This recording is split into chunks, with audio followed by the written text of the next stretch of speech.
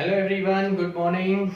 स्वागत है आप सभी का आपके अपने YouTube channel English with Vinay Yadav में। मैं विनय यादव स्वागत करता हूं आप सभी का एक नई वीडियो नए कंसेप्ट के अंदर।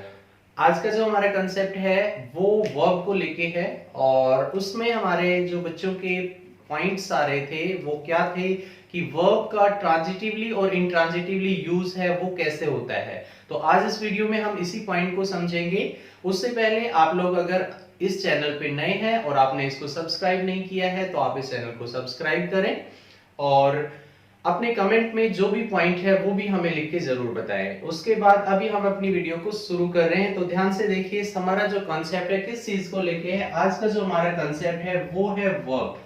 इन the last video we have already discussed about this point.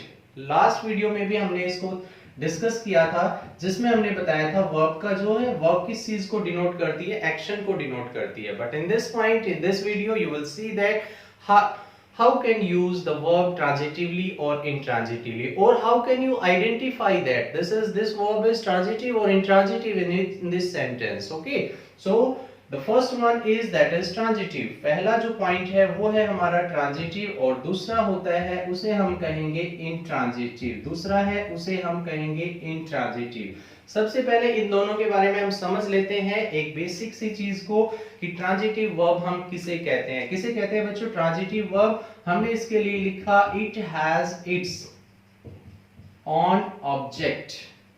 इस वर्ब का अपना खुद का एक ऑब्जेक्ट होता है। क्या लिखा मैंने? इस वर्ब का अपना खुद का एक ऑब्जेक्ट होता है। यानी आप क्या कह सकते हैं कि सेंटेंस के अंदर जिस वर्ब का ऑब्जेक्ट आपको मिले वो क्या कहलाएगी? वो ट्रांजिटिव वर्ब कहलाएगी। और इंट्रांजिटिव हम किसे कहेंगे? जिसका अपना ऑब्जेक्ट नहीं होता है, not it's on object. Not it's on object, जिसका अपना कोई ऑब्जेक्ट नहीं होता है। Point is clear? यानी हमने इसमें क्या सीखा कि इसका अपना ऑब्जेक्ट मिलेगा, इसमें अपना ऑब्जेक्ट उसका खुद का नहीं होता है। अब आपको कैसे पता चलेगा? अब अगला जो पॉइंट है वो हमारा किस चीज को लेके है कि हमें कैसे पता चलेगा कि वर्ब का ये ऑब्जेक्ट है या वर्ब का ये ऑब्जेक्ट नहीं है। तो उसके लिए हम आज आपको ग्रामेटिकल टर्म के हिसाब से बताते हैं। हमने यहाँ पे वर्ड लिखा। क्या वर्ड लिखा? एक हमने लिखा व्हाट और दूसरा हमने इसी के साथ लिखा बच्चों क्या? हूं। अगर आपके पास सेंटेंस में इस वर्ब से दो वर्ड के आंसर्स मिले तो आप क्या कहेंगे? वो ट्रांजिटिव वर्ब है। कौन से दो वर्ड? एक व्हाट है और एक दूसरा whom है। अगर इन दोनों वर्ड के आंसर आपको मिल रहे हैं तो आप क्या कहेंगे कि ये वर्ब का ऑब्जेक्ट है। अगर इन दोनों के आंसर नहीं मिल रहे हैं तो हमें उसे इंट्रांजिटिव वर्ब कहेंगे। लेकिन उसके बाद अगला पॉइंट कहता है अगर आपके पास आंसर मिलता है किससे? हाउ से, व्हेन से और तीसरा हमने कहा वेयर। मैंने तीन वर्ड यहाँ पे लिखे हैं, हाउ, व्हेन और वेयर। व्हाट और whom से मिलता है ट्रांजिटिव वर्ब हो जाएगी। हाउ, व्हेन, वेयर से मिलता है तो आप क्या कह सकते हैं? आप कह सकते हैं वो इंट्रांजिटिव है, या आप ये भी कह सकते हैं कि वो ट्रांजिटिव नहीं है। Point is clear? अब एग्जांपल में देख लेते हैं कैसे इन वर्ड्स को यूज करोगे आप, कैसे इन वर्ड्स को यूज करोगे। तो फर्स्ट सेंटेंस एग्जांपल में हमने यहां पे लिखा, फर्स्ट सेंटेंस इज हमारा फर्स्ट सेंटेंस है इसके अंदर राम सिंग्स अ सॉन्ग और दूसरा सेंटेंस हमने लिखा I am going to school.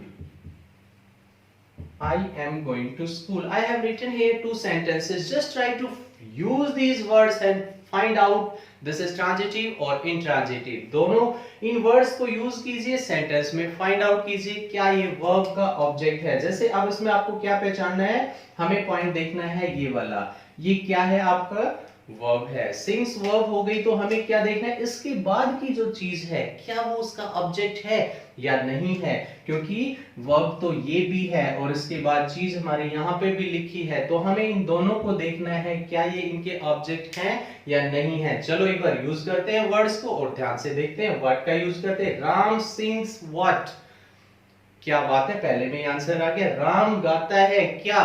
और आंसर आ गया क्या गाता है, वो गाना गाता है। तो बिल्कुल सही कहा आपने। और क्या कहा कि इस वर्ड से हमारा अगर आंसर आ गया तो बच्चों ये वर्ब मैं कौन सी लिखूंगा, ट्रांजिटिव। कौन सी वर्ब लिखेंगे, ये हम ट्रांजिटिव वर्ब है। और ये इस वर्ब का क्या कहलाया, ऑब्जेक्ट कहलाया। Point is clear. आपको व्हाट और whom से इसी तरह से आंसर निकालने हैं, व्हाट और whom से इसी तरह से आंसर निकालने हैं। अब चलिए दूसरे सेंटेंस को देख लेते हैं। दूसरा सेंटेंस आपका कहता है I am going to school. चलो एक एक करके सभी वर्ड्स को यूज करके देखते हैं। I am going what, answer नहीं आया। आई एम गोइंग व्हाट, कुछ भी आंसर नहीं मिल रहा है। I am going home, sir कैसी बात कर रहे हैं, कोई आंसर नहीं इससे भी। चलिए नेक्स्ट वर्ड पे इधर आ जाते हैं। इसका मतलब ट्रांजिटिव तो नहीं है, but try to find out with the help of these words. I am going how, no no no. I am going when, इससे भी नहीं आया। अब हमारा लास्ट वर्ड देखते हैं, आई एम गोइंग वेयर। जी हाँ, इसी से आपका आंसर है। I am going where, where कहां जा रहा है, तो क्या आंसर है, स्कूल। इसका मतलब ये जो चीज है, ये जो चीज आपने यहां पे लिखी है, ये बच्चों इसका ऑब्जेक्ट नहीं है।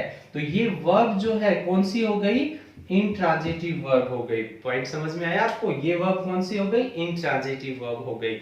तो इन वर्ड्स को हमेशा ध्यान रखिए। ट्रांजिटिव को पहचानने के लिए, इंट्रांजिटिव को पहचानने के लिए आपको सिर्फ इन 5 वर्ड्स का ध्यान रखना है। आप किसी भी सेंटेंस में ट्रांजिटिव और इंट्रांजिटिव वर्ब के कॉन्सेप्ट को इजीली निकाल सकते हैं।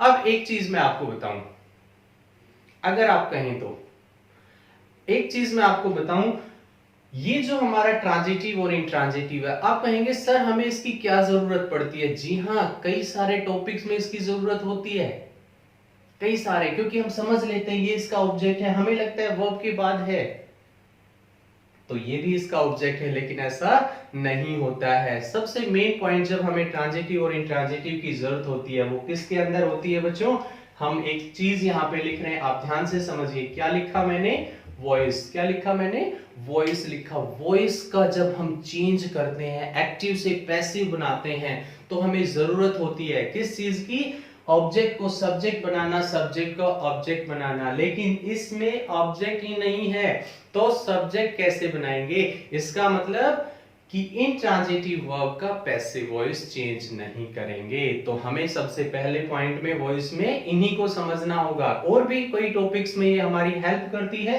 तो उम्मीद करता हूं इस वीडियो में आपको ट्रांजिटिव और इंट्रांजिटिव को फाइंड आउट करने का कांसेप्ट समझ आया होगा।